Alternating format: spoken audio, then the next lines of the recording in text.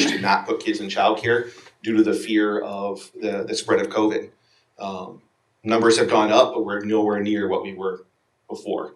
So through the year from 19 to 20, we saw a 43% reduction in income in our childcare program, which is huge. It was one of our largest programs that we had. So it's important that we kind of get back and continue to be able to do what we have to do when it comes to those things. We also faced budget cuts like many other organizations and companies in the community through COVID. So we cut our payroll, we cut utilities and the things we could do, and some operating expense to make it worthwhile for us to be able to try to fight through COVID. We did apply and get the first PPP loan and an SBA loan. We have applied for the second PPP loan. Even with that, things are still tight. So we're still fighting through and doing what we have to do to try to make it necessary for us to be functional and operational in our community. And things are getting better. We are seeing some uptick, but it's going to be a slow go, and it's not going to be all of a sudden tomorrow things are 100%. So we know that we're still going to fight through and do what we have to do. But the support we have for an opportunity here is critical for us to continue to try to climb out of what we survived through in 2020 and hopefully start 2021 in a very positive mold. I did reach out to some colleagues across the state, and Mike quickly told me not to get any bright ideas today. So I talked to 8 other Ys in the state of Ohio who received CARES Act money. The average between those 8 was $100,000 they received from the community. But it was between city and county. So they would collaborate and then do some work for some nonprofits. We're very gracious and appreciative of the opportunity to even apply for $30,000. It's a big deal for us to be able to do that. So I guess if you guys have any questions of me while I'm here. Mr. Rusty. The age group of the children in your child care. Yes. What is the age group? 3 to 12. Okay. And then the other part to it is that let's just say over a year's period of time, how much of that is repeat from those people that are coming in? How many residual? I think this over and over and over again. We keep our kids for the most part. I say we're retention rate, we're probably somewhere in the 80 percentile. Okay, so basically they what comes in, they stay for an extended period of time? Yes, usually something, if it changes, Joe, it'll be because of a job change or they're moving.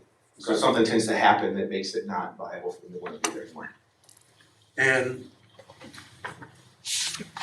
the other part to it is that when a program such as this, which is a vital part of the YMCA, is no longer available to the people, what's their reaction? What do they basically look at? That is it? What does it force them to do when it's not available to you guys? It depends on the family. Some kids get left home alone at various ages, or you may have like a 7-year-old watching a 3-year-old. So we provide a safe place for those parents to feel comfortable to go to work, and it's not just babysitting. They're doing so much more with the kids. You know, we actually do swim lessons through our child care program to teach the kids how to swim while their parents are at work. They do homework help. They have a snack. It's a Christian-based facility, and I believe in that. And we do the prayers with them, and we try to teach those Christian values while they're there. I have one more question. Sure. Let's just say, what is the hours that if I was in need of the service that the YMCA provides, what are the hours that are available from the working families that might need to drop a child off to when it ends in the day's time? 6 a.m. to 6:30 p.m. Okay. All right, thank you. Do we have any other questions? Mr. Hancock? I wanted to ask about enrollment. How much enrollment of students or I should say children do you have? And does it fluctuate between school year and the summer? Yes, it does. We're at about 52 right now. Normally we would probably be more about 75 to 80 in this realm because they don't come every day. So we can manage that by shifting days if they're there and things. But it's definitely lower than what it has been. Again, we're seeing an uptick, but it's slowed on. Mrs. Crutch? When you saw the losses, you said that you kind of reconfigured doing stuff with the children. Was it that you took them from the preschool room and kept them in one room so the heating was not for that room? Or how did you reconfigure the children? We couldn't reconfigure too far with the kids because of the fact that we had to keep them in separate rooms. There were only Gotcha. 6 kids per room were allowed at the time. So if we got over 6, we had to move to a completely separate part of the room. Okay. But we reconfigured staffing, we reconfigured other parts of the building. I turned off about everything I legally could turn off when it came to electricity. I will tell you, with only 3 computers running and a few air handler units, our electric bill still only got down to $3,800 a month. And that was low. I've never seen it that low, but I was still shocked it was that high. Right. So we did as much as we could. We laid off staff. We went from a staff of probably about 75 people to a staff of about 8.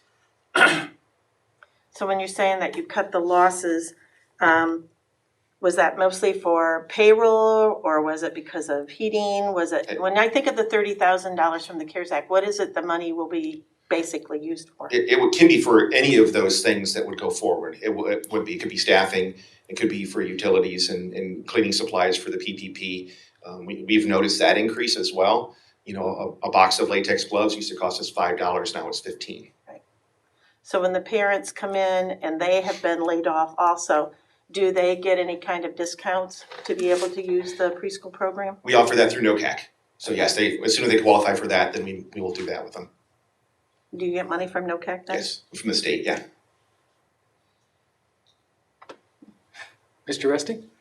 Yeah, besides this program that you're dealing with the childcare, is there any other programs that you provide for like children that you used to do, like mentoring, things like that, that are also part of this, or is this part of this same program? It's a little bit different. That would be more in our youth center, and we have noticed a very slow comeback for the kids in the youth center. The kids that are in that middle school, the high school age range, we had regulars before COVID. I mean, they were busting at the seams with kids flowing everywhere. And they literally have come back and said, as soon as you don't make us wear masks, we'll be back. But they're not gonna come back and sit inside our place when they can go to their friend's house and sit in their basement and not have to wear a mask. And are some of those programs at a cost, or is that Staffing. part of the service? Staffing, and there's some travel costs if we take them on trips and things, so yeah. Mr. Engel? Yep, I couldn't hear what Jill asked, I'm maybe asking the same thing as far as the $30,000. Mhm. What is that gonna be used for? Is that gonna be used directly for the childcare? It can be. It can come from discretion from you guys as to where you would like us to target that dollars for. So that's one of the benefits we have, is we can say, we haven't done it yet. We can use it for cleaning supplies, we can use it for utility costs, we can use it for childcare staffing and programming. These are our costs to all of them. There's gonna be costs going forward on all of them. Oh, Mr. Waxler? That was one of my questions too, but what does that do to us, John? We gotta account for every penny. Now, if we just give this to them and they spend it however, what does that do to us? Well, our only requirement under the conditions of the CARES Act would be that we provided the money to an entity who had been negatively impacted by the shutdowns related to the pandemic. The YMCA certainly falls within that definition. Beyond that, any burden on us in how the money was ultimately used, that burden would not fall on us. They can certainly demonstrate, we could certainly demonstrate that the Y was negatively impacted by the shutdowns. That's all our auditors would be interested in. But there again, just like we had said last week, you know, there's several other daycare centers in Defiance that have lost 40 and more %. You know, they're all in the same boat. And I don't know how we're gonna do this to justify one and not everybody. I don't know how we're gonna do that. Well, I think the easiest answer, and I guess there's times I have to sound cold-hearted. We have one agency that's asked. We're willing, if the council is willing to provide that funding. No one else has asked, and quite honestly, the money will be gone. I mean, we did some end of the year accounting to free up this $30,000 if we chose to go forward and give it to the Y. If we don't, we'll put it back into the original purpose that it was being used for here, which was for fire wages. But really, unless we get an additional round of CARES Act funding, all the funding the city received has been accounted for, with the exception of this $30,000, which we'll deal with one way or the other under one permitted use or the other. Okay, but we didn't put this out in the public, we didn't talk about, how did you guys find out we even had money to do this? We got a call from John saying that there's potential for something. And I would say, Steve, that I guess the difference between us and other childcare centers is we are not for profit. We're not privately owned. I didn't come up with personal money to build this center to do this for a for-profit purpose. Oh, I understand. That just separates us from the average person that is, and I'm not discounting by any means their hardship. I know a lot of business Well, owners. everybody lost, everybody lost, Yeah, you it know, was- everybody's in the same boat, buying Absolutely. cleaning materials, the churches are buying all this equipment for spraying. Yep. I mean, everybody's in the same boat, but Yeah. did you guys get, We had heard in this building that the YMCA, would be interested if the city would be able to use any of its CARES Act money to help them out.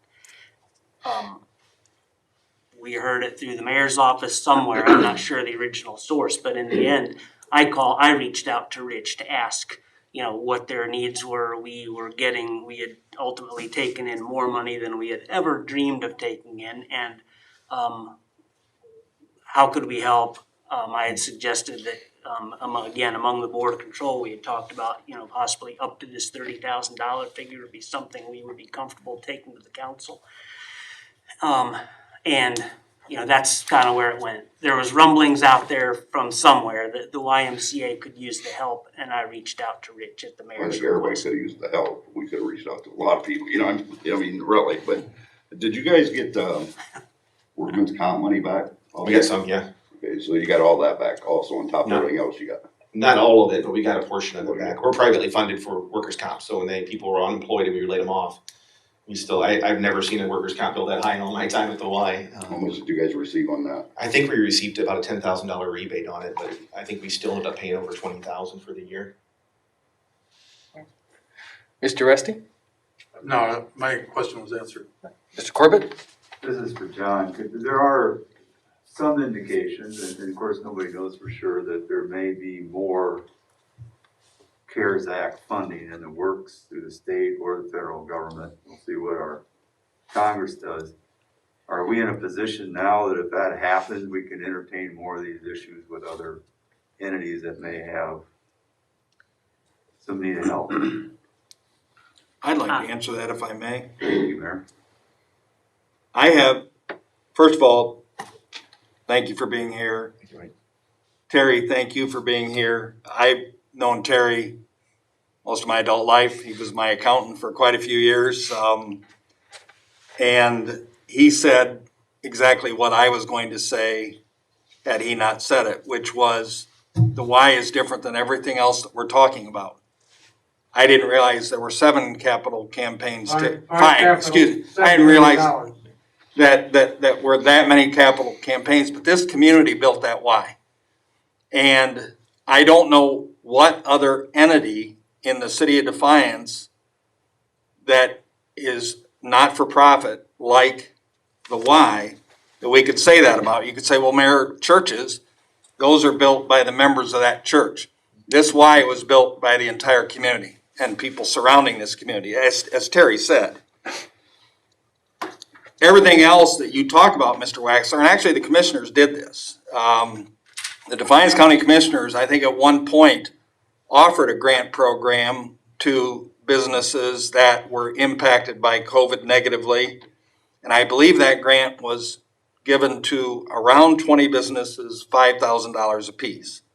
I don't remember the details. I'm not a county commissioner. I remember reading it, but it wasn't one of those things I committed to memory. But the other thing, so as far as accepting applications in the future from other entities, daycare and other, I don't have any desire to get involved in that. This was a special situation where months ago in the fall, a board member or former board member said something to me, if we would ever be in a position to help the Y, would we help? At that time, I said, man, I'm thinking no, but I filed it away, mentioned it to John, and then it was forgotten. Well, then as more money kept coming in, I said to John at some point, should we revisit that Y issue? And we did. One other thing that hasn't been talked about in great detail that I'll mention is, as a side note, it's been a long time since the city of Defiance had a Parks and Recreation Department. We don't have the recreation piece. We have a Parks Department. We have the Splash Park. We have the pool, Kingsbury Pool is probably the closest thing we have to recreation.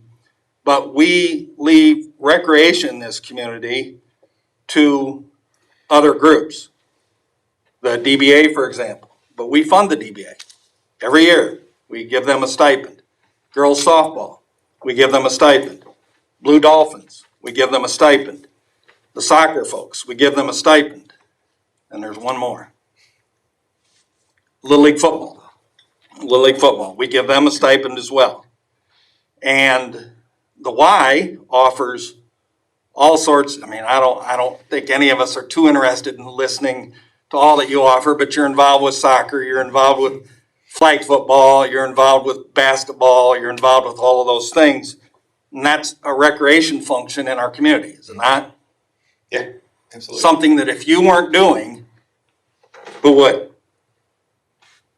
We don't want to do it here. We wouldn't be very good at it, and it would cost 10 times what it cost you to function. So I look at the Y, as Terry said, as a real, I've always referred to the Y as a gem. When I talk about the gems in our community, the Y is one of those gems. And the situation is unique, like no other in this city or county that I know of. If you can think something, I'd like to hear it, because I've thought long and hard. I didn't want to make a statement that the Y is unique and then have everybody rattle off 5 or 10 things that are just like the Y, because I just can't think what they are. I just can't. Which is the reason I was willing to recommend to John that we consider supporting them. All right. And your question answered? I think what I heard after all that was no, I wouldn't entertain any other entities. That is what you heard. Okay. Thank you, Mayor. Yep. Mr. Mast?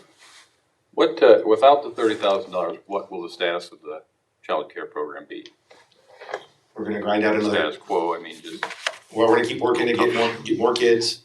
But that is directly related to more and more people going back to work, and more people feeling comfortable with the COVID situation and the disease spread. I know across the nation, the Ys ran over 2,000 pandemic childcare sites, and we did not have a single outbreak in that time period of COVID. So we're doing the things that are necessary to make sure we're not spreading disease. But there's still fear with the people because that's what they're hearing. But we're feeling very comfortable with how we're running things, how we're cleaning. The kids are safe and the teachers are safe, and we're able to run it and manage it well. But it's gonna be a grind. It's gonna be a while before everyone's back to 100%. Mr. Waxler? My next question would be, originally I seen where you guys have lost 80,000. From the childcare, yeah. You're asking for 30, Mhm. but you're still running the childcare and you're still losing money. So what are you gonna do? That was a loss of income. So like in 2019, we made almost 200,000. And then in 2020, we made like 120,000, just under 120,000, 115, I think that was what it was, for the year. So it wasn't like we're not necessarily losing in the red every month from it. It's that our income has decreased so rapidly. But I don't see that coming back for a while, so what's your plan? We're working through a lot of things. Actually, business is picking up in January, and really this week it's been pretty busy. I don't know if it's so cold out, people don't want to be outside right now. I would suggest that would be something of it, but we have plans in place, and we made the cuts. We've applied for the second round of PPP. So we are trying to do due diligence to kind of follow through and make sure we have income coming in, and it's gonna be a tight year again. I mean, 2021 is not gonna be this stellar year where we're banking millions of dollars. It's gonna be a fight for us all year long. I guess that was my question, I assumed the Y was setting pretty good. It's been a tough few years. So Right, but then for this to happen and be this bad a shape in one matter of year. We had some tough things happen prior to that too. Like the bridge closure did impact us. It was hard. A normal 7-minute drive to the Y turned into a 35-minute drive. And we had oodles of people come in and cancel because they just didn't want to go across and fight the Dahmersville demo derby down there or anything else, or down Baltimore. It's just took too long. Did the fitness center out north take some of your business? Always does when new places come in. Yeah. We're starting to see things come back, and we've moved to a 24-hour access facility as well. So we have good things happening with that, and people are utilizing it. Mr. Rusty? As things develop, like most organizations, you guys have your monthly meetings that you discuss multitude of different projections and expenditures and so on and so forth that are vital to you, like the YMCA. Is this a top topic for you guys in your discussion of what services you guys can provide based on what money's coming in? Yeah, we constantly are talking to look over the financial aspect of what we are, and are we running programs that don't meet our mission, but we still need to run them. So we have that. I mean, I would think consider childcare for us would be a high mission program, even if it's losing some money on occasion, because of the impact we're having on the kids and the necessity in the community for these parents to feel safe and comfortable with where their kids are at. And you guys have a vision that you guys run by and believe in. And according to what Terry said earlier, with many of the campaigns that have been going on or whatever, that vision is pretty much accepted by the community on a different park growths of the YMCA that have taken place over the years. I can't speak highly enough of the support we've gotten, Joe, through the community. People have been just absolutely amazing year to year to work with, and campaign to campaign, and Terry probably can attest to that, that when we go back a third and fourth time over the years, you know, to, hey, we're the Y's doing something again, they're very supportive. They understand what we're doing. They understand the impact that we make in the community with the kids and the families, and the importance for them to have a place to be. And I got one last question. Sure. And my last question is that in those meetings and discussions you guys have with your staff and with each other, is one of the main thoughts that you guys have is what services you could provide this community, and what does community want? And I think our big conversation point, especially coming out of COVID, is how can we? Because the easy thing right now is to cancel and just say we're not doing it. But we've noticed, especially early on when we first were getting kids back in school, was parents want stuff for their kids to do. They want activities. Our youth sport numbers are pretty close to where they were last year. Our fun nights are pretty close to where, and actually they're probably a little busier than they were, but it's because the kids are cooped up. They need to go burn some energy off. So we're seeing that positivity kind of pick up as things are going with things, but it's important for us to talk. How do we do, what's our need in the community? So if someone has other needs, we love to have that conversation with people because we want to fill community needs. We want to make a difference in the people in this community and in their kids and in their families.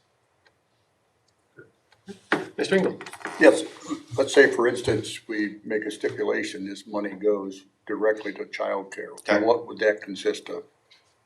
You'd have to be a little more specific when you say, like, do you want it to go to childcare and we can use it for any childcare expense? So that would be like salaries and then food and equipment for the childcare room.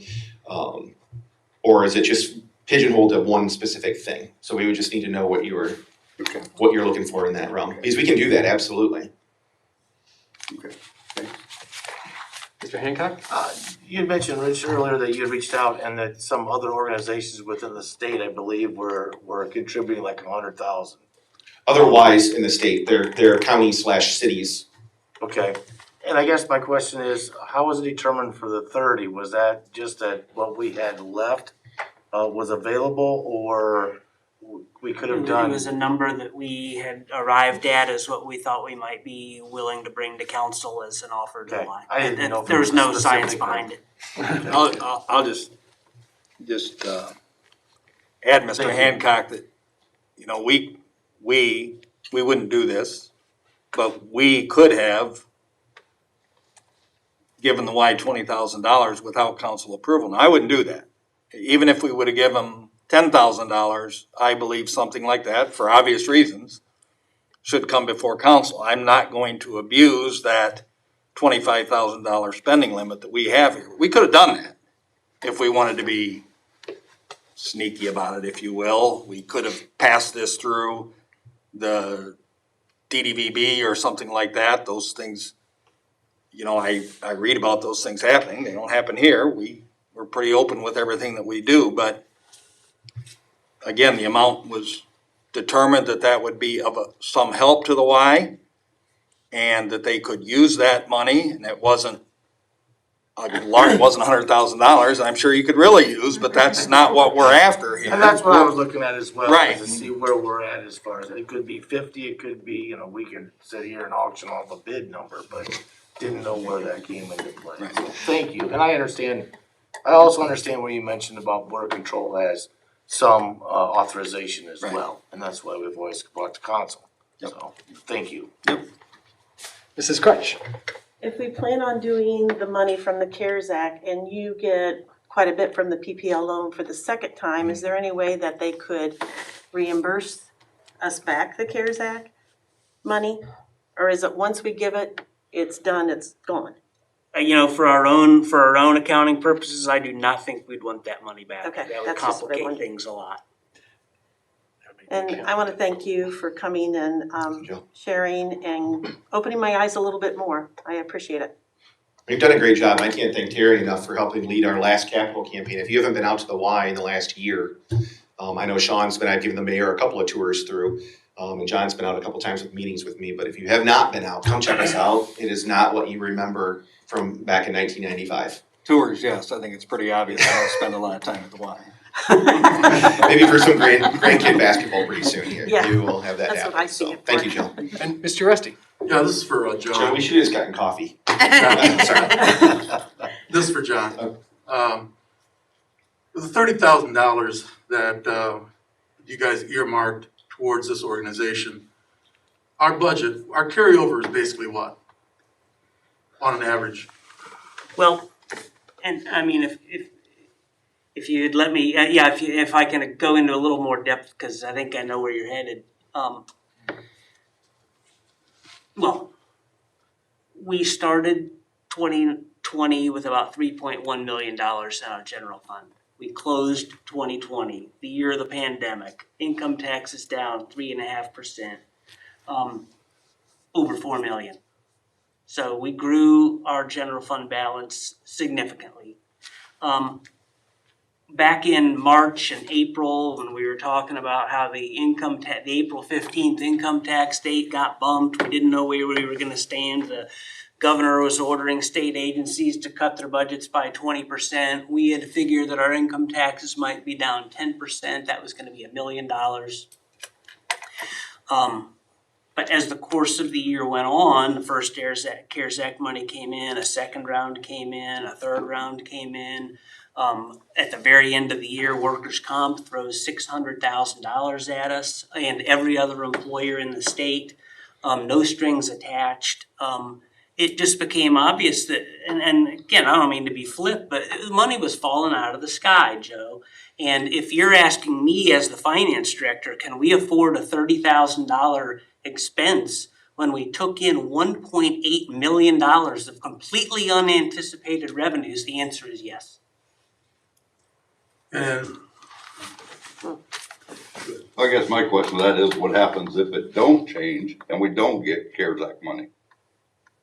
What's it gonna do to us this year? Well, we've got We a gotta nice, look at the big picture here, you know. I'm well aware, we've got a carry forward balance that I'd be reluctant to do anything too crazy with. Our taxes ended up down 3.5% for the year. We have reason to believe things are coming back. You know, the numbers weren't as bad as we thought. I would argue that by April 15th, April 30th, give me to May 1st, we're gonna see pretty much if we bounce back all the way yet or not yet. I just know that it wasn't nearly as bad as we thought it was gonna be 8 months ago. And the vaccine is out. You know, I mean, things, I don't have a crystal ball, but I gotta believe that things are on the upswing, and I don't think 21 is gonna be as bad as 20. I don't know whether we're gonna get any more CARES Act money or not. I mean, there's obviously talk about it. We're probably all gonna get $1,200 or $1,400 checks one of these days. The federal government, I don't know what they're gonna do. We might get more money. If we do, there's gonna be strings attached. It's gonna have to be spent on things that are somewhat related to the pandemic. Although, as we found through the course of the year, those restrictions on how it gets used were loosened, and there was guidance, new guidance coming out from the federal government every month. And Ultimately, I think most communities were able to hang on to the money. Honestly, I don't think Washington wanted it to come back. I don't think Columbus wanted it to come back. They wanted people to use it out in the communities. And in a variety of ways, which include helping small businesses who were negatively impacted, helping the YMCA as an example. I think those were all very intentional purposes for that funding. Mr. We Rusty? chose Oh, early sorry. on, we chose early on that we weren't gonna do a program where we invited businesses to apply for the money. We were concerned that we would run out of money. We were concerned we weren't gonna be, we had contract negotiations coming up with police and fire. I was certain we were gonna come out of those with 0% increases in year one. But the financial condition changed almost every week, and it improved almost every other week, or every week. It was a strange year, to say the least.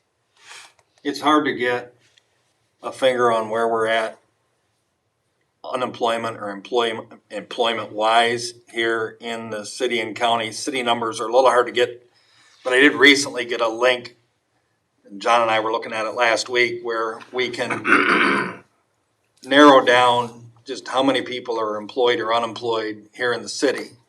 And the numbers look good. And I think another indication, Mr. Waxler, and you guys all know this sitting around the table and sitting out there, is that it's not hard to drive by a business and see a help wanted sign. And we've got to get people back in the workforce. And one of the key factors is going to be the availability of daycare. And the daycare issue was a big problem when I was in the private sector, an employer. Actually, we talked in our company about starting our own daycare for our employees. And I know other companies talk about that, so that you could employ that whole demographic of young parents. But we have got to get people back into the workforce. Too many employers are struggling for help. It's because we're competing with the government now. We are, They Mr. sit West. home and get everything they want and don't want to work. You said what I wanted to say, but I'll say wasn't it. sure I wanted to, but I knew you would, so. I mean, that's the way the life is anymore. That's you know? I used to compete with trucking companies, now I compete with the government. It's here we all are. That's the frustration you heard in Mr. Leonard's voice as well. Mr. Rusty? Just to follow up on some of the thoughts we've had here. The fear of running out of money, that's why I was asking Mr. Leonard earlier about the carryovers and stuff. For a couple of us who've been on council for forever, like Mr. Engel and myself, we've noticed, we've experienced that the two recessions that we had that were bad, and our city had to take almost $500,000, I think, each time out of our budget, just to make our ends meet and make sure we had enough money to continue on to the end of the year. There are things that we can do as a city to basically review our finances as we go on. But I think for the most part is like when we budget things or we basically say that this is what we want to contribute, it isn't part of that bottom line where we're saying that we're going to go to that spot and we need that to make sure that we have enough money for tomorrow. The review that they do when they talk about whether it can be affordable, it is extra money. Where would it go to? Probably something of our own employees or whatever, if it can be there. I mean, this is just something that we can contribute because we're in a good position to be able to do that. The vendors aren't hitting the road at this point. We're looking good. We got good carryover. Our monies are coming back. And I think the $30,000 will be money well spent to a good organization, to a good cause. Thank you. Do we have any other questions for our guest this evening?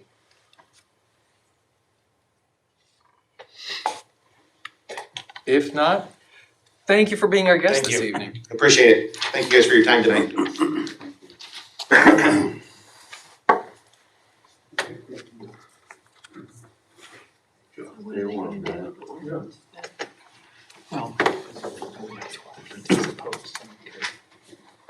Make a motion as we go to questions. Yeah, Taking or level line? make a motion to untable, then it's just a motion to table. Next week. You don't want to sleep. There we go. Then there. I've reviewed the index minutes for our last city council meeting of January 26th. Do we have a motion to correct or amend them? Without any, I will approve them.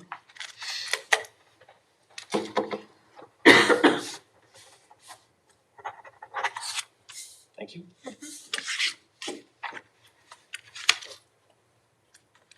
Do we have any liaison meeting requests or reports? Which brings us to council comments. Do we have any comments, any statements from council? Mrs. Crutch? Yes, I received an email from the Defiance County Historical Society. Sorry, things keep popping up here. That they are going to have a meeting designed for the public officials and public entities on Tuesday, February 16th at 7 p.m. at the Strady Center for the Arts. It's a countywide program to increase revenues, business opportunities, and tourism throughout the Defiance County. It's attend this informational and networking opportunity built specifically for county leadership. And she would, the Defiance County Historical Society would like to invite all council and other members. Did you mention a time, Mrs. Crutch? Yes, it is February 16th at 7 o'clock at the Strady. Is that the third That's Tuesday? Tuesday. That is a Tuesday, the Tuesday that That's we our do not have second council. Tuesday. Third Tuesday? Yeah. Yes. fine. All right, That's it for you? yes. Mr. Waxler? Yeah, I'd just like to remind the citizens out there, this was quite a significant snow we had. And I see a lot of sidewalks that aren't cleaned off. If you got a neighbor that can't do it, please go out and help them and do it, because there's a lot of people that can't get around unless we clean our sidewalks. And I think the street department's doing a really nice job this time, so. Thank you. If I can just expand on that, because that is part of my notes. Okay. So I was gonna say what you said about residential sidewalks and helping our buddies out, but I too thought our street crews did a marvelous job Sunday, Monday, then last night, the snow blower, the track machine that we normally like to use, the snow in the piles was just too wet, so it plugged up, but they used the loader and got it done, probably not quite as quickly as we normally would, but nonetheless, it's done. There's a couple other things that I think bear mentioning, because too often in here, we only say the bad things. We're trying hard to get the word out to everybody. We're using social media. Of course, we're using Nixle. Kirsty down at the DDBB's got her email blast that she sends out. We didn't have to tow one car last night. Everybody had their cars out. We did not have to tow one car. And I believe that's the first time that's ever happened. And this being the first snow, I could not be more pleased. So that's a good thing. And then the other thing was, we asked our downtown merchants to shovel their snow into the street, off of the sidewalks, so that we could then haul it all away. And we got great cooperation from our downtown merchants. Not 100%, they don't get an A, but they get a strong B. And we'll work with the few that didn't get that done to make sure that they're getting the information. But thank you for saying something, because I could not have been happier when I was driving around early this morning to see the progress we were making, and drove around late last night to see that all the merchants, or most of the merchants, had pushed their snow out in the street. So I was happy. Thanks, Steve. Mr. Rusty? Yeah, I'd like to make a motion to bring the 30,000 donation to the YMCA from our COVID funds back on the table. So we would be removing the issue from the table. So we have a motion to remove the issue about the funding for the Y off the table. Do we have a second? I'll second. We have a second? Mr. Engel, Yes. Mr. Corbett, Yes? Mr. Hancock, Yes. Mr. Rusty, Yes. Mr. Mast, Yes. Mr. Waxler, Yes. and Mrs. Crutch. Yes. All right. The issue is untabled and will come before us next week As a first reading. as a first reading. Yes. Thank you. were there any motions to amend, or I heard some chatter about that? We can knock that out. I thought you wanted to put it at the, I think there should be a stipulation of where that money goes. I'd like to see it used for the kids, exactly. What I heard tonight, I don't wanna see the kids get crapped on, so to speak. But I think it needs to be stipulated that the money has to go to, the child care only. Cannot go for salaries or anything like that, just strictly to the people, to the kids. Well, I that's know gonna- some of them have already have called, they went there 2-3 years, they didn't have room for them. Of course, that has a lot to do with the COVID part. I think it needs to be stipulated where that money goes to. Because, how are we gonna say if that went there? I don't know. I don't know if we can do anything like it or not, but I think we need to stipulate where that goes. I would imagine that it is not unlike city functions. A lot of the costs are tied up in personnel. To say it's gotta go to the child care program is one thing, to say it can't be used for salaries I'm just saying, it's probably a salary driven program. I don't know if you wanna be that specific, or if you just wanna say that it's directed to the child care program.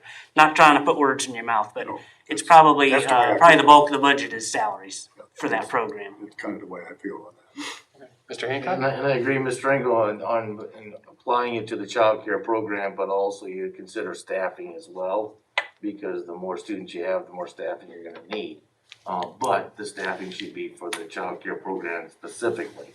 I think that would be appropriate too. Mr. Waxler? Well, that's what I was gonna say, I just wanna make sure they're gonna have to have staffing, cause he said they only get down to 8 people for their child care. But it's gonna have to go to the staffing also, but I wanna make sure that it's to the staffing of the child care. Mr. Rusty? Yeah, to follow up on what Mr. Engel was requesting, I think it'd be good, as Rich was here today, to basically give us an overview about the need. That'd be great, that if they're, once they get reestablished, that he comes back and gives us a monthly report on, how the money's being spent. That's a good idea. That would let our taxpayers also know what we did with it. That's correct. Mr. Corbett? Well, I'll just echo what everybody said, because I understand what you said, Mr. Engel, but if you have parents and kids wanting to come in, this problem, they can't right now because you have to keep your ratio lower, so it takes more staffing. So that's a lot of the money right there, just to pay the people to get in there so they can bring more kids in. Mrs. Crutch? Echo that also, I think the staffing, but he even brought up the snacks and the rooms and the heating. So I think if we say the child care program, it's not gonna be just the staffing and snacks, but possibly heating separate rooms if it's ratio 1-6. They might have to separate rooms and, their heating might be a little bit different. So I think that we kind of have to look at the whole program of the child care. Just the child care is all we're saying. Correct, Yeah. yes, Child just the child care. Okay. And so what we've had is we've had a motion to untable the issue and to bring it back next week for a first reading and discussion. And then next week, when it comes back for discussion, we'll have time to consider exactly if we want a motion to amend or to, how exactly. We could we add do that the now? stipulation that the money should go towards the child care program, and that we even invite the Y to come back, one time to give us an update on how the money was used at a future date. That could all be written into the ordinance before Sean brings it for first reading. Yeah, that's why I asked. I didn't want to get there next week and then have a motion to amend and go another week Right. Right. or 2 weeks, because it's the third Tuesday, so. That's why Good point. we did it like that. Steve, what did you say? I couldn't understand what you said with mask on. We're to keep each other safe, and I just agreed with a lot of these comments that we can't limit it just to children. We have to give it to the whole child care program, and if they're smart people, they'll put it where it needs to go.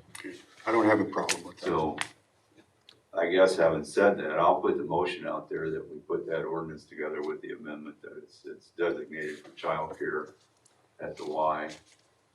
Okay, so we have a motion to, Well, stop, because then we'd like to also put in there they come back at a later date with an update on where they Amend- spent the funds. specifying that the finances would be directed towards the child care program at the Y with the stipulation that there would be a follow-up as far as reporting how the funds were spent?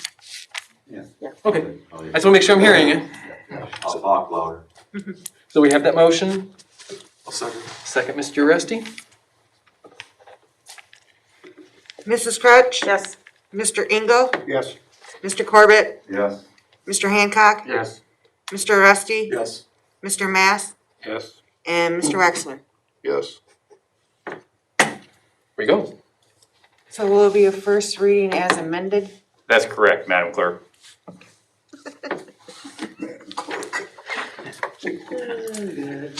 Thank you, Mr. Rusty. Did you have anything else?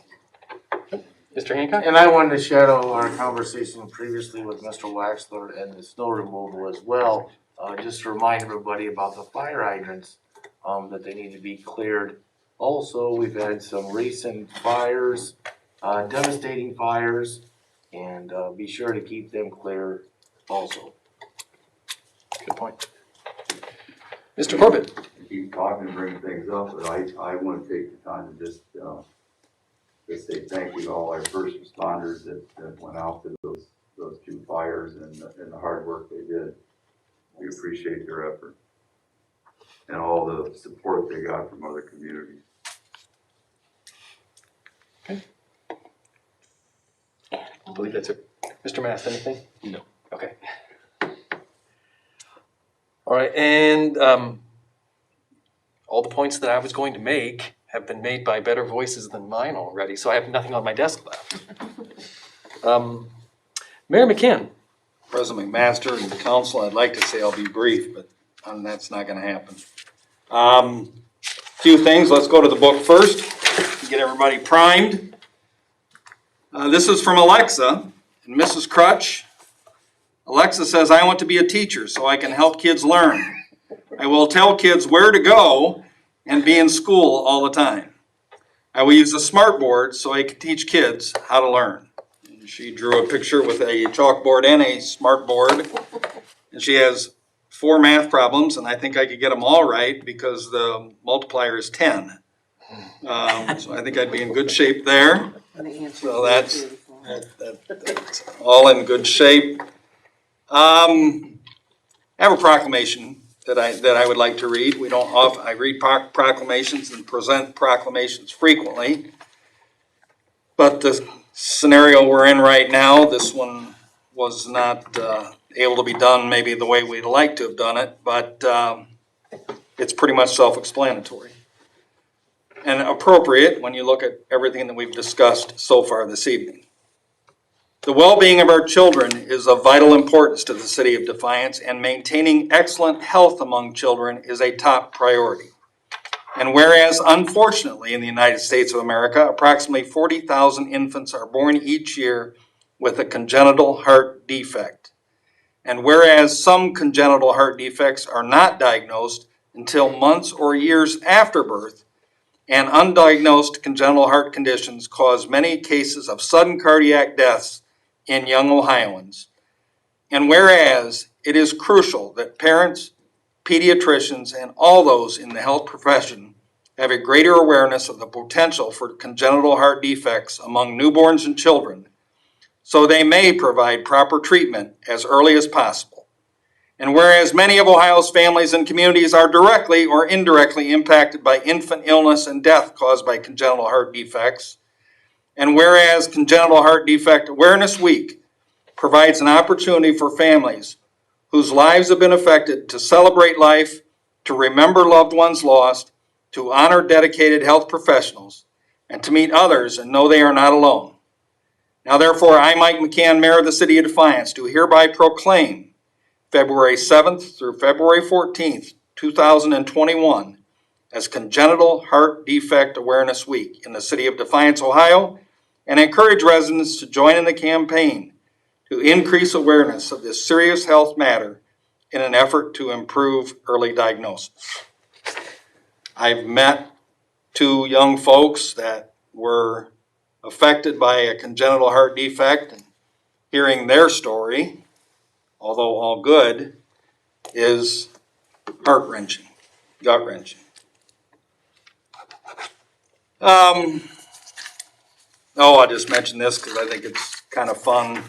Today here at the city, we received an email from Smilin' Joe Ewers, who just happened to mention that it's his 11th year here at the city, and congratulations to Joe. He goes on to say how much he enjoys his work here and how well we collaborate amongst ourselves here within the city. Made a special shout out to Adam, where he works with out at the water plant, and Jeff Leonard, who's absent tonight. But it was just a nice note from Joe, and he's always lively when he comes in here, and we enjoy his visits most of the time. Note too that, and listen closely. So I announced last week that we were proceeding with the roundabout work at Cleveland and Ottawa. And so this note, Melinda Sproul, our engineer, spoke about this yesterday. She asked me what my opinion was. And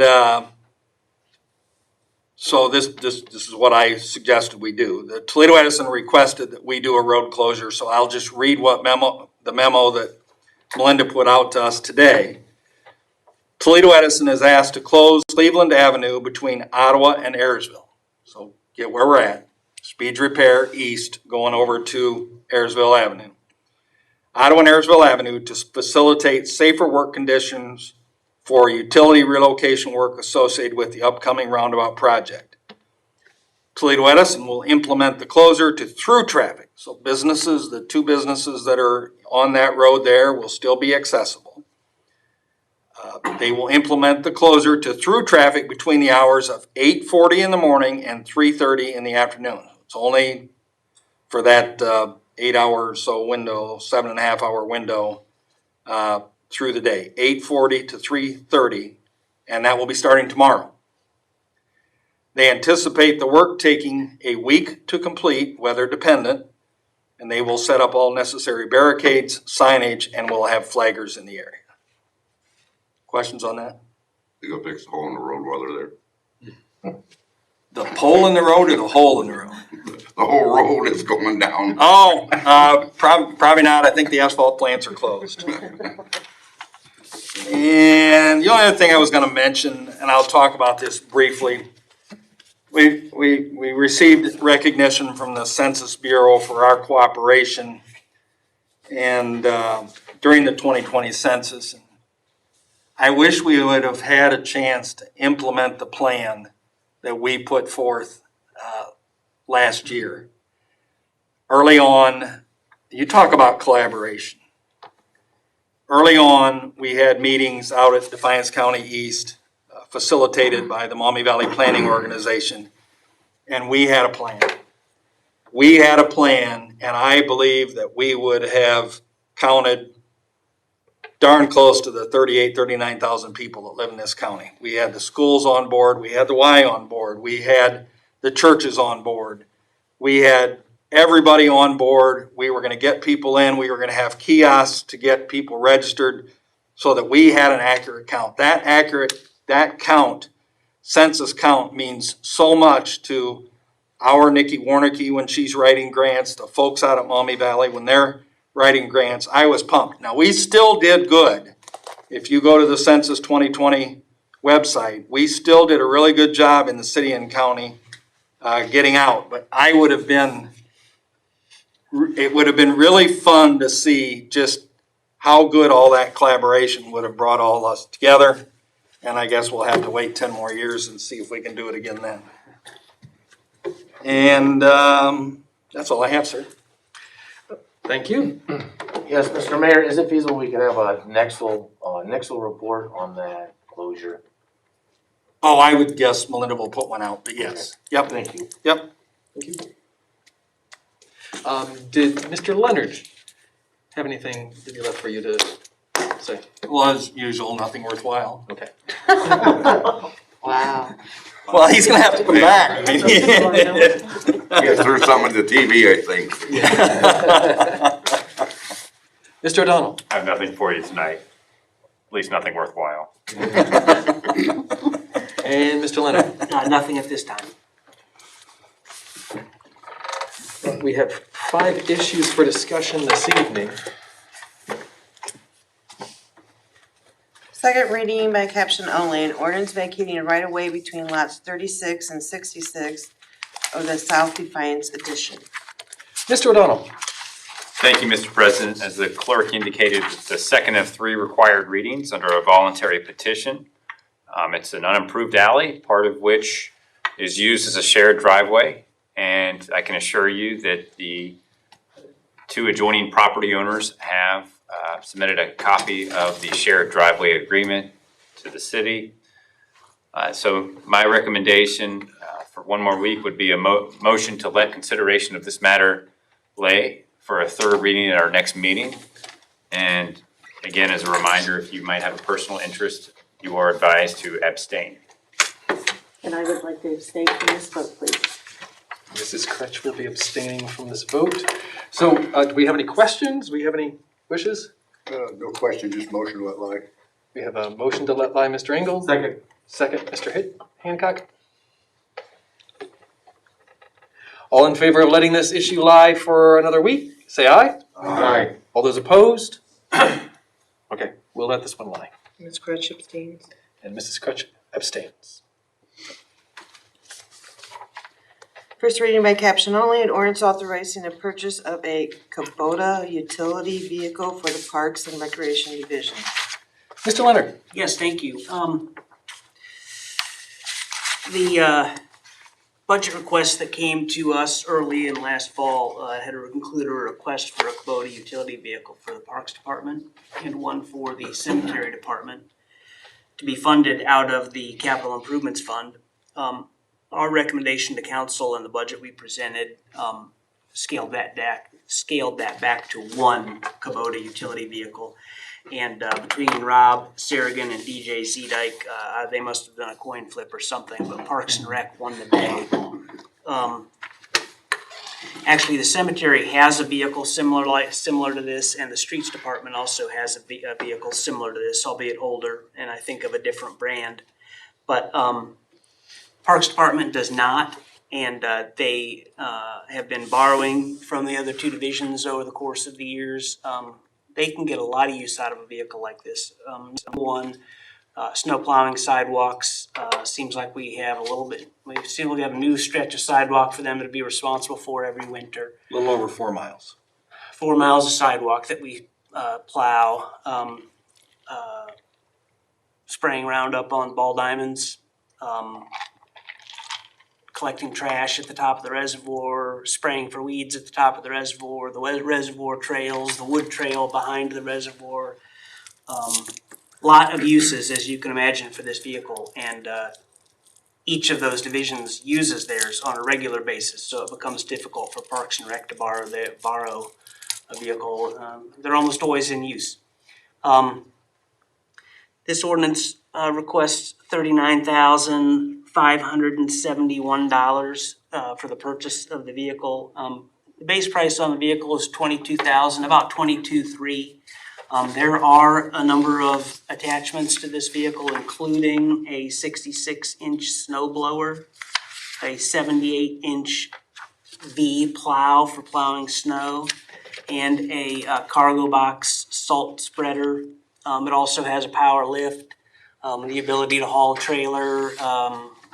Last year, as an example, we purchased spraying equipment to treat the wood boardwalk at the reservoir, and this would be a vehicle capable of hauling the trailer with that sprayer. And again, I'm kind of doing the sales pitch for Rob Sarrigan's behalf, but there are numerous and many uses for this vehicle.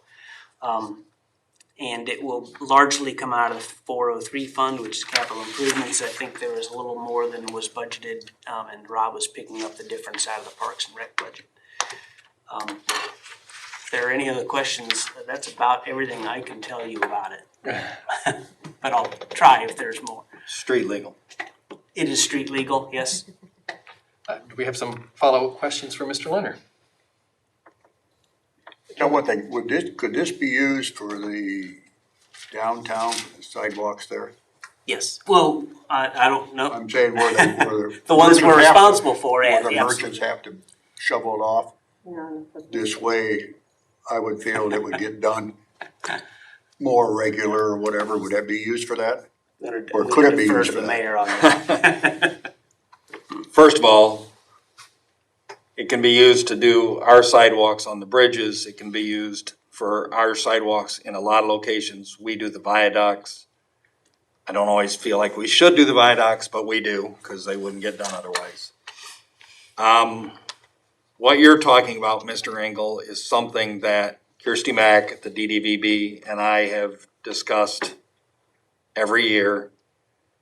What we've tried to do is and that's why I mentioned it earlier, we've tried to get our downtown merchants to be more responsible in taking care of their own snow. It is their responsibility.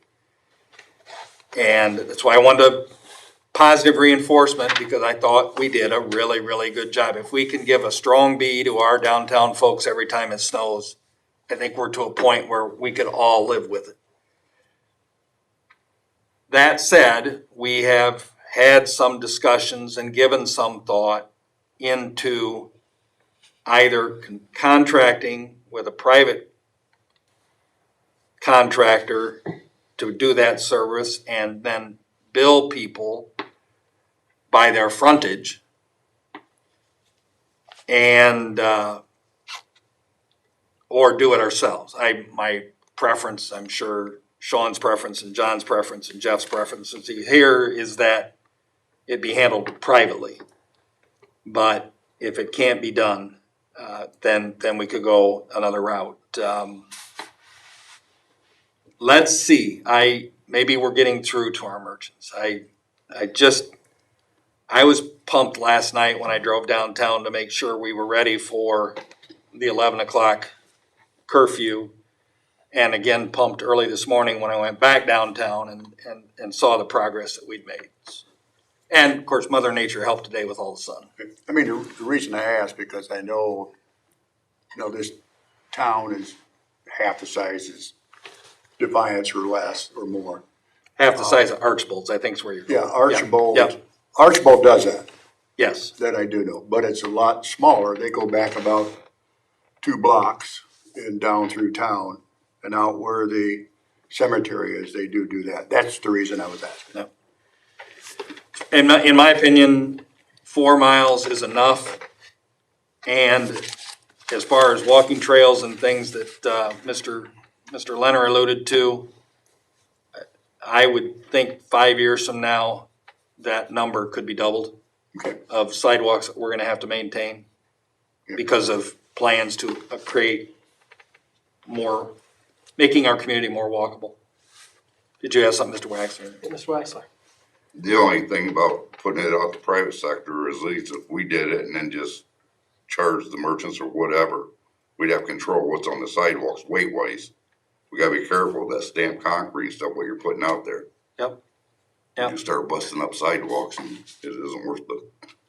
I debate in my own mind whether that is, when we do that as a city and we bill it back, is that an assessment or is that a tax? If it's a tax, it probably should be voted on. And, I don't know. I don't know how to look at it, but yeah. I'd just like to talk, the few people that didn't get their sidewalks done over the next week or so, I will stop in and see if there's something to do. We do have an individual downtown that lives downtown that has taken upon himself to approach some downtown property owners, and so he's doing that work for them. I only heard of one person that's having their walks done, and the price that I was quoted, that they quoted to me that they were paying, seemed reasonable. A whole lot better than the $2 I used to get for a driveway when I was a little kid. Okay, thanks. Mr. Leonard? I wanted to make a point to mention one other thing. We frequently buy lawnmowers and other equipment for parks and cemetery out of the capital improvement budget. And it's not uncommon for us with pieces of this type of equipment to, when a warranty runs out, maybe it's a 3-year warranty, we look to replace it immediately. And I wanted to make sure, I spoke with Rob Sarrigan yesterday, that is not the case. This is admittedly an expensive piece of equipment. It's a quality piece of equipment. He anticipates they'll be using it for years to come. So just anticipating a possible question that didn't come, but I wanted to put it out there anyway. Do we have any other questions for Mr. Leonard? If not, what are council's wishes? Mr. Engel? No other questions or discussion, we'll suspend a call. We have a motion to suspend and call. Mr. Engel, second. Mr. Waxler? Mr. Rusty? Yes. Mr. Mass? Yes. Mr. Waxler? Yes. Mrs. Crutch? Yes. Mr. Engel? Yes. Mr. Corbett? Yes. Mr. Hancock? Yes. And Mr. Hancock? Motion to adopt. Motion to adopt. Second. Second, Mrs. Crutch? Mr. Mass? Yes. Mr. Waxler? Yes. Mrs. Crutch? Yes. Mr. Engel? Yes. Mr. Corbett? Yes. Mr. Hancock? Yes. And Mr. Rusty? Yes. This ordinance is adopted. First reading by caption only, an ordinance amending ordinance number 8208 by approving a change order to an engineering service contract and declaring an emergency. Mr. O'Donnell? Thank you. If you can think back to last year, pre-COVID, if that's possible, back in late February, this body approved a consent order and the entry of a consent order with the Ohio EPA.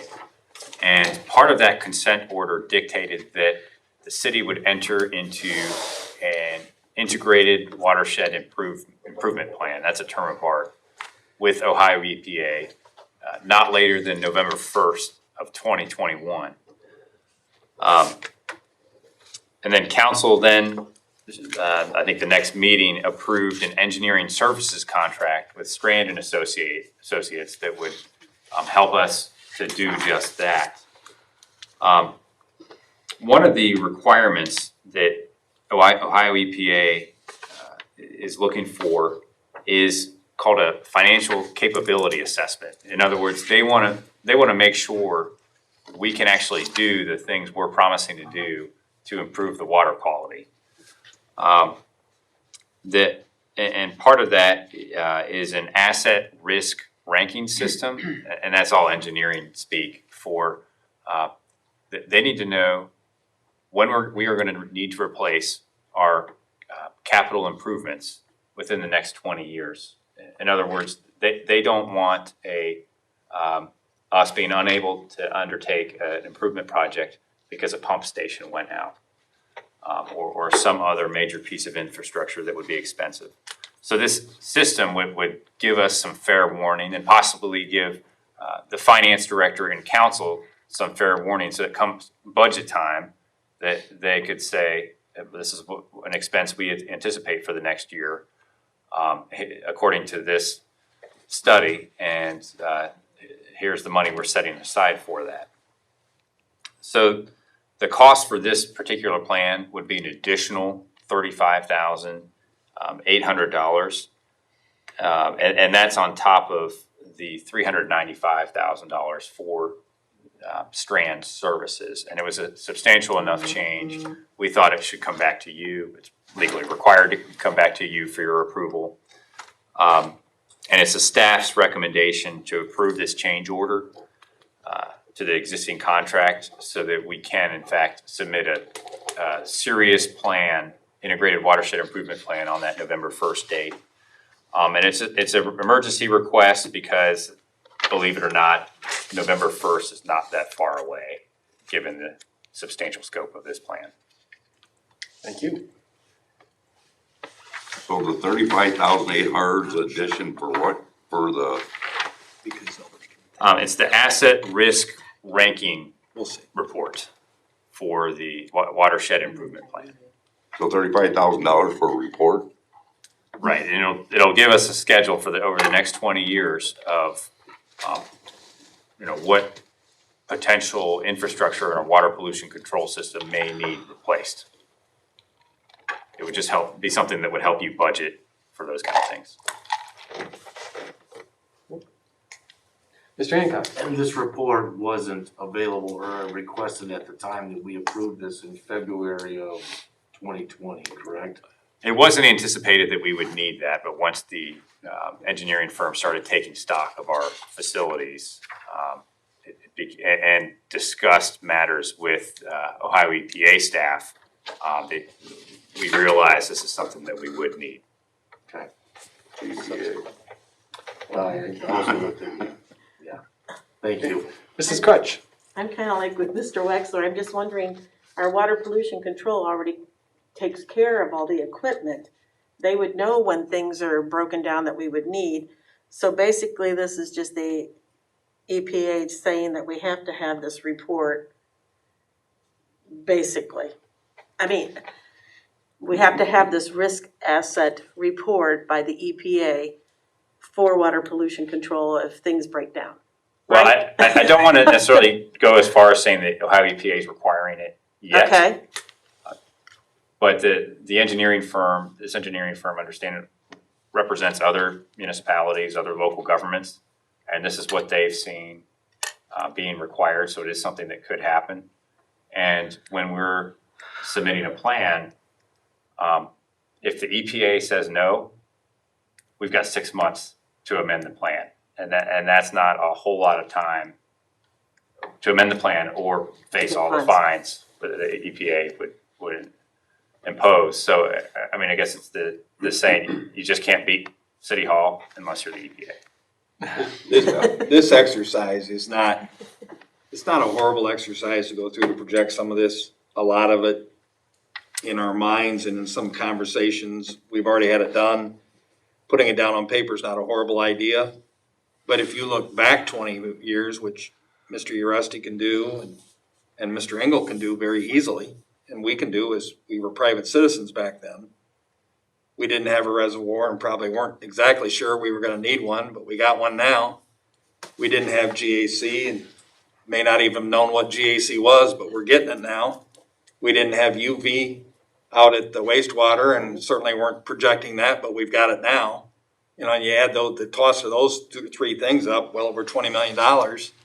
And that wasn't known 25 years ago. We don't know what the next 25 years could bring, but we can take a closer look at our lift stations that we have plenty of, although they've been up, many of them have been upgraded. We can look at our plumbing. We can look at all of those things. All in all, some of our infrastructure is aging, no doubt, but we aren't in horrible shape.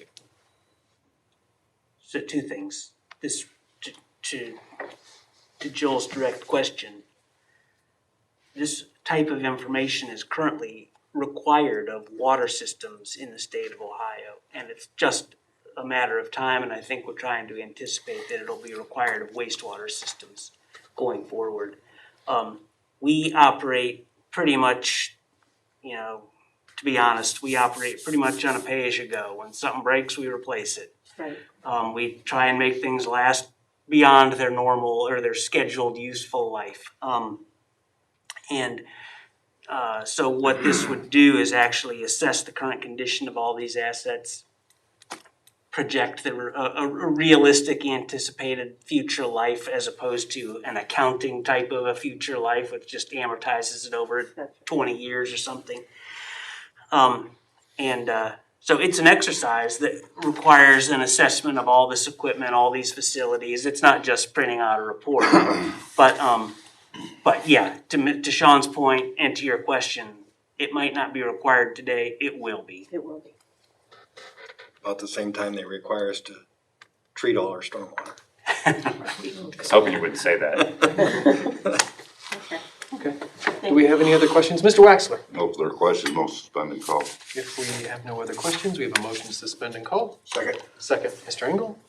Mr. Wexler? Yes. Mrs. Crutch? Yes, Mr. Engel? Yes. Mr. Corbett? Yes. Mr. Hancock? Yes. Mr. Rusty? Yes. Mr. Mass? Yes. All right. And, Motion to adopt, Mr. Waxler. Do we have a second? Second. Second, Mr. Mast? Mrs. Crutch? yes, Mr. Engel? Yes. Mr. Corbett? Yes. Mr. Hancock? Yes. Mr. Rusty? Yes. Mr. Mass? Yes. And Mr. Wexler? yes.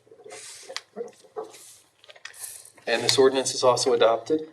First reading by caption only, an ordinance consenting to the improvements to the State Route 66 by the Ohio Department of Transportation within the municipal boundaries, authorizing necessary reimbursement agreements and declaring emergency. Mr. O'Donnell? Thank you. One of the Ohio Department of Transportation's larger, at least District 1's larger anticipated projects for the 2022 construction year is the repaving of State Route 66 from Elliott Road past our northern boundary all the way to the Fulton County, Defiance County line. And in order to do that in the sliver that's within the city limits, ODOT's requires legislative consent for them to apply the materials and the labor for those improvements. And that consent and cooperation means that ODOT covers most of the cost of the basic improvements. And that's gonna be an estimated $9,000 at this point. If the city wants other things like auxiliary pavement markings, curbs and gutters, sidewalks, the city would have to bear 100% of that cost. So it does need to be in ordinance form. This couldn't just be a resolution like you sometimes see.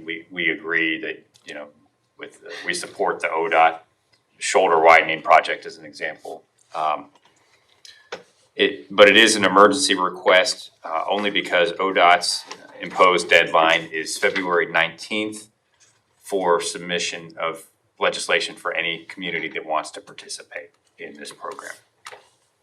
Okay. Thank you. Any questions from council? Mr. Uresti? No, the question's most been called. Motion has been called. Second, Mr. Corbett? Mr. Ingo? Yes. Mr. Corbett? Yes. Mr. Hancock? Yes. Mr. Rusty? Yes. Mr. Math? Yes. Mr. Wexler? Yes. Mrs. Crutch? Yes. And we have a motion to adopt. Motion to adopt. Mr. Engel, second. Second. Mr. Mast? Mr. Hancock? Yes. Mr. Rusty? Yes. Mr. Math? Yes. Mr. Wexler? Yes. Mrs. Crutch? Yes. Mr. Ingo? Yes. And Mr. Corbett? Yes. That ordinance is also adopted. And finally, First reading by caption only, an ordinance authorizing the purchase of police cruisers and equipment. Mr. Leonard? Yes, thank you. 2021 capital improvements budget includes funding for 2 replacement police vehicles.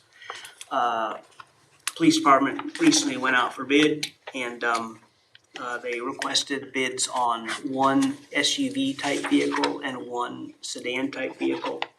The winning bid on the SUV was a 2021 Ford Interceptor from Mark Motes Ford, $32,850. And the winning bid on the sedan or the passenger vehicle, I guess we'd call it, be a 2021 Dodge Charger all-wheel drive for the price of $32,990. I believe this pricing was all in line with state bid contract pricing, at least, if not better than the state bid pricing. And $65,840 is the total. These vehicles will still need to be striped and equipped with lighting and sirens and all that kind of thing. That's an additional cost that will likely that could possibly come to council in the form of another ordinance at the time that we get pricing on that. But we had budgeted about $105,000 for these 2 vehicles. This takes $65,000 of that, leaving roughly $40,000, which should be significantly more than enough to get these vehicles on the road. Mr. Wexler? Over there, question, motion's been called. Question? Are we disposing any other cruisers? Or salvaging, or that we know of at this point? There will be vehicles we trade in or dispose of. John, I do not know the particulars of which ones there